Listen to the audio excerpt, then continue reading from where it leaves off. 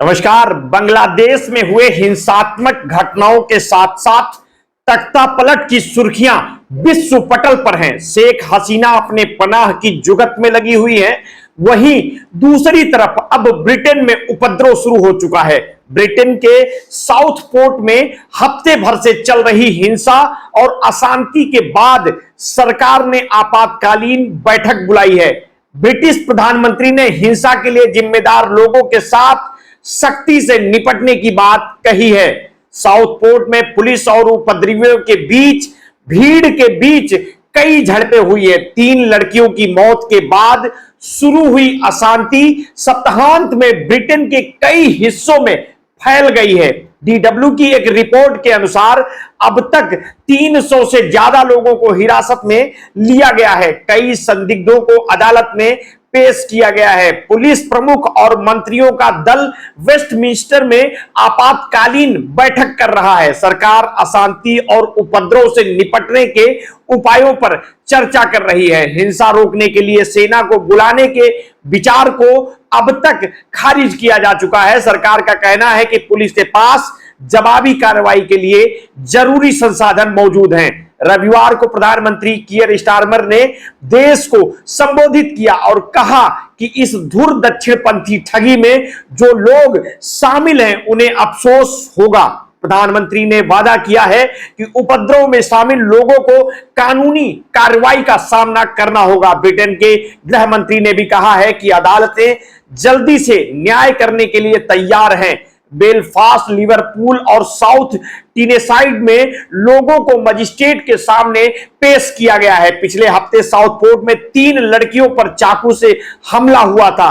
इन तीनों लड़कियों की मौत हो गई थी। हमले का संदिग्ध इक्सेल रुदाकुबाना नाम का ब्रिटेन में जन्मा 17 साल का एक किशोर है। उसने 10 और लोगों की हत्या की कोशिश की है, जिसमें 8 बच्चे शामिल थे। इसके बाद दक्षिणपंथी गुटों ने इस घटना का इस्तेमाल कर मुस्लिम विरोधी और अप्रवासी विरोधी भावनाओं को भड़काने में किया है। ऐसी खबरें हैं कि गलत जानकारियों का इस्तेमाल कर सोशल मीडिया के जरिए नफरत फैलाने की कोशिश की जा रही है। अप्रवासी विरोधी दंगाइयों ने रोदरहैम शहर के हॉलिडे इन एक्सप्रेस होटल की खिड़कियों के शीशे तोड़ दिए और फिर वहां आग लगा दी। 700 से ज्यादा लोगों की भीड़ में शामिल नकाबपोश दंगाइयों ने लकड़ियों के फट्टे, कुर्सियां और आग बुझाने वाले स्प्रे को पुलिस अधिकारियों पर फेंका।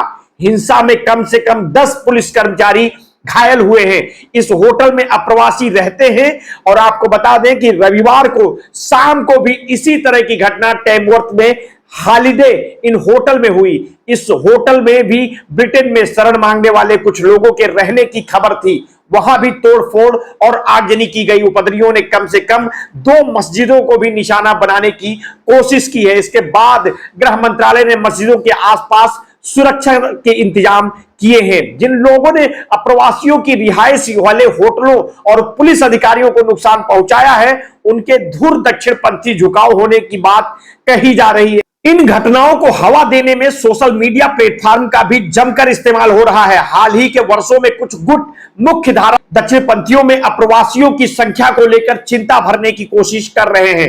उन्हें ज्यादा उग्र विचारधारा के लिए उकसाया जा रहा है। इसके लिए कमजोर संगठनात्मक ढांचे और सोशल मीडिया का इस्तेमाल कर संदेश पहुंचाया जा रहा है। 1 महीने पहले ही देश के प्रधानमंत्री चुने गए कियर के लिए यह हिंसा और उपद्रव एक बड़ी चुनौती के रूप में सामने आई है। सभी पार्टियों के सांसदों ने उनसे संसद सत्र बुलाने की मांग भी की है, ताकि इस समय निचले सदन में चर्चा हो सके। पुलिस का कहना है कि सप्ताहांत में 150 से ज्यादा लोगों की गिरफ्तारी की गई है। 2011 के बाद इसे ब्रिटेन में सबसे बड़ी हिंसा के रूप में देखा जा रहा है। उस वक्त मिश्रित नस्ल वाले आदमी की पुलिस के हाथों हुई मौत के बाद हिंसा भड़क उठी थी।